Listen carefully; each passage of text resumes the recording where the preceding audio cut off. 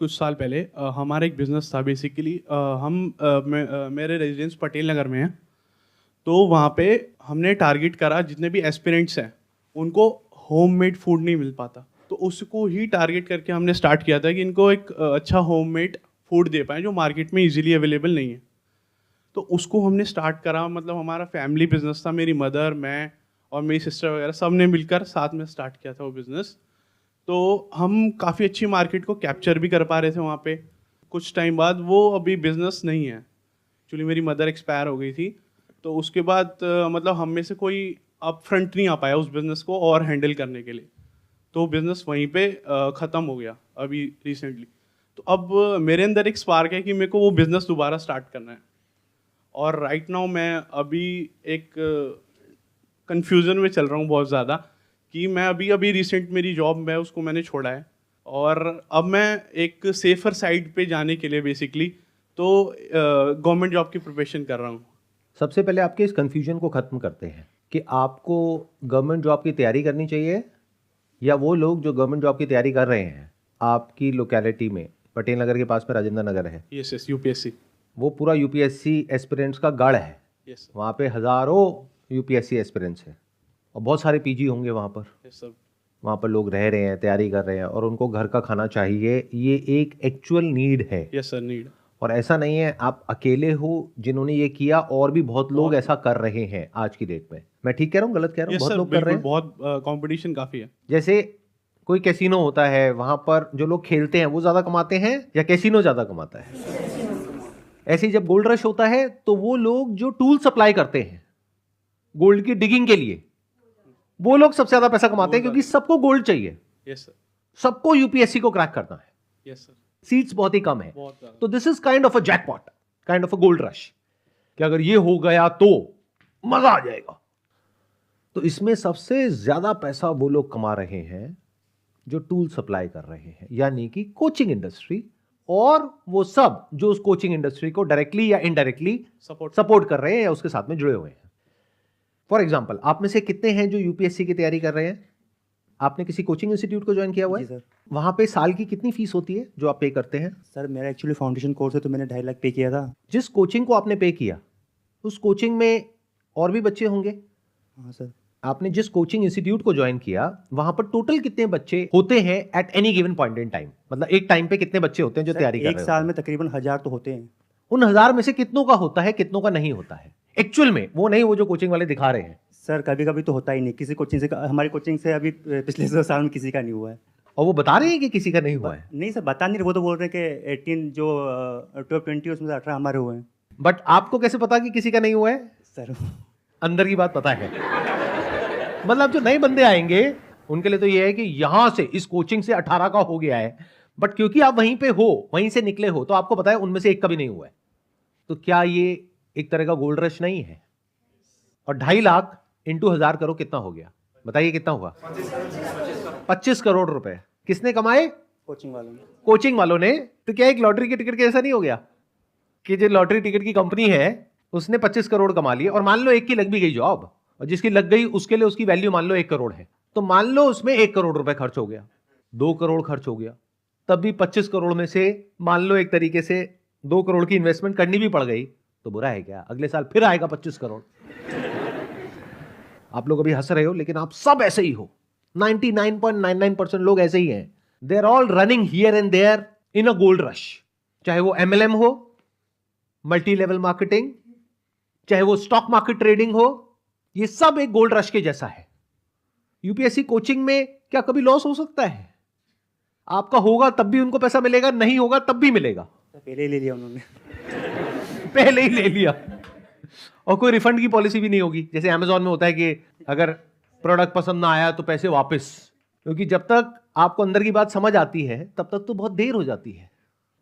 तो अगर सोचना ही है, दिमाग लगाना ही है, तो ये मत लगाओ कि मेरी लॉटरी कैसे लगे। जैसे जो लॉटरी कंपनीज है उसके ओनर क्या कहेंगे आपको मोटिवेट करने के लिए? ये मत सोचो कि लाखों में से इतनों की लॉटरी नहीं लगी। ये सोचो कि एक लॉटरी की टिकट है जो लगने वाली है और वो तुम्हारी ही लगेगी। तुम्हें तो सिर्फ एक ही सीट चाहिए ना। तो लाइफ में अगर कुछ करना ही है तो बेसिक ह्यूमन साइकी को समझो। आपने कहा कि मैं उन एस्पिरेंट्स को घर का खाना प्रोवाइड करूंगा। Yes sir. जब पहले आपने किया तो कितने टाइम तक किया था ये काम? Sir around 9 to 10 years. 9 to 10 years, yes sir. which is a long period of time. बहुत बेसिक से स्टार्ट किया था। और कितने लोगों तक आप पहुंच गए थे, यानी कितने लोग ऑर्डर करते थे? पर डे का अगर मैं बताऊं तो अराउंड 70 to 80 टिफिन हम डिलीवर कर देते थे। और एक टिफिन का कितना चार्ज करते थे? अराउंड 50। आज से 8-9 साल पहले। आज की रेट में क्या रेट होगा घर के खाने का जो आता है एक मील का? 80-90। 80 इंटू आप बता रहे हैं कि एक दिन का 70, 80 इंटू 70 अगर हम करते हैं तो 5600 हो गया। तो अगर इसको हम टोटल करते हैं तो महीने का 1,70,000 रुपये हो गया, नियर अबाउट। 1,70,000 रुपये में से आपकी कॉस्ट भी होगी, yes sir.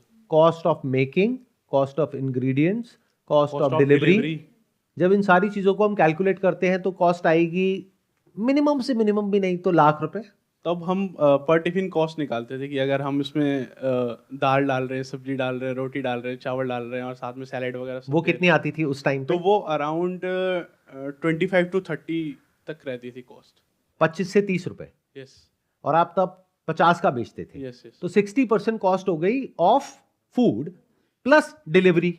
Yes. Delivery delivery की डिलीवरी खुद ही करते थे। डिलीवरी उस टाइम पे खुद करते थे। Yes. बट आज की डेट में आप डिलीवरी के लिए एक पर्सन भी रखते हो और उसको कोई कन्वेंस देते हो यस यस। डिलीवरी करने के लिए, तो आपका महीने का कम से कम भी जो खर्चा आएगा वो 20,000 रुपये आएगा।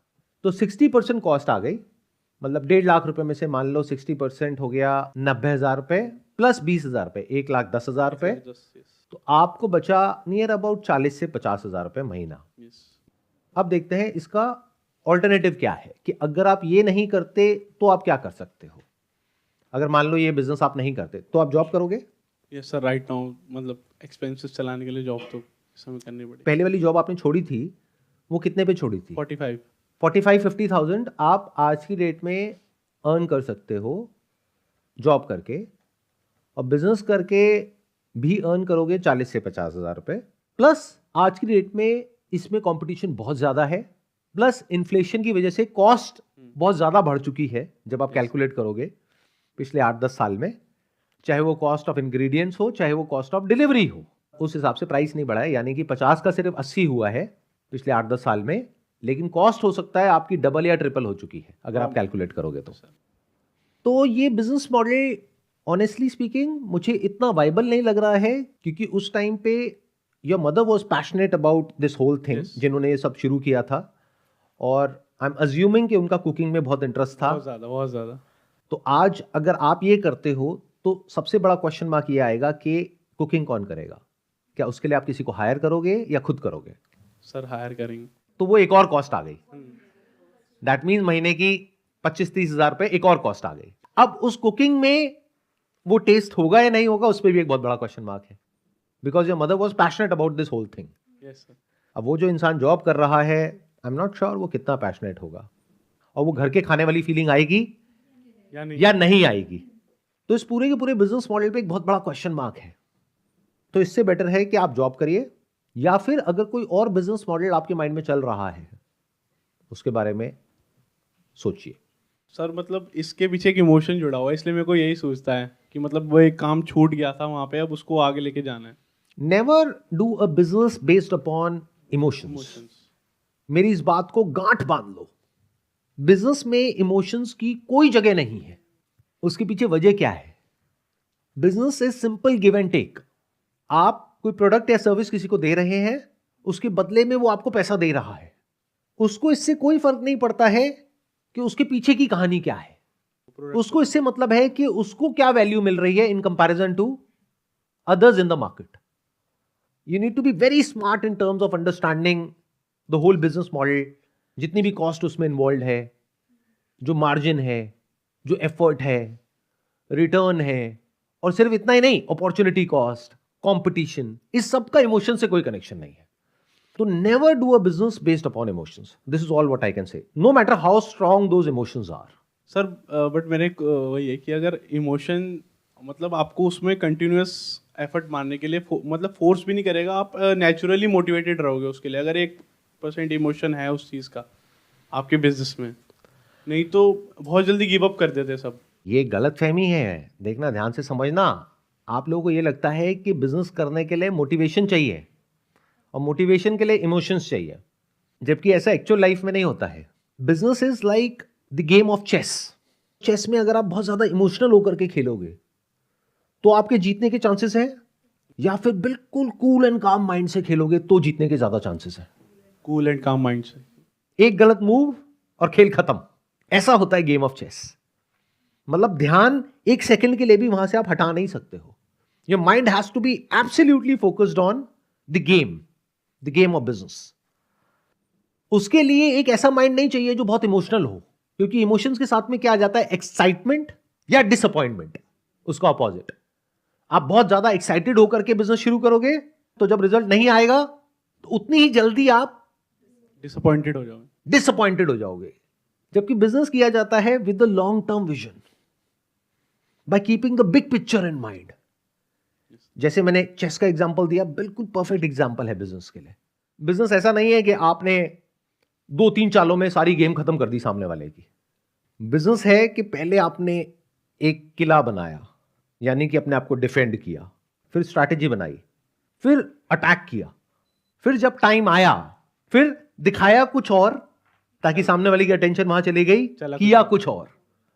ये सब करने के लिए you need to have the kind of presence of mind which is free from all kind of emotions. Emotions दो तरीके के होते हैं। As far as your own emotions are concerned, you have to be absolutely emotionless in business. But as far as the emotions of your clients are concerned, you have to be very emotional. You need to understand कि सामने वाला इंसान क्या feel कर रहा है, उसके दिल में, उसके दिमाग में क्या चल रहा है, उसकी क्या प्रॉब्लम है, उसको मैं कैसे सॉल्व करूं।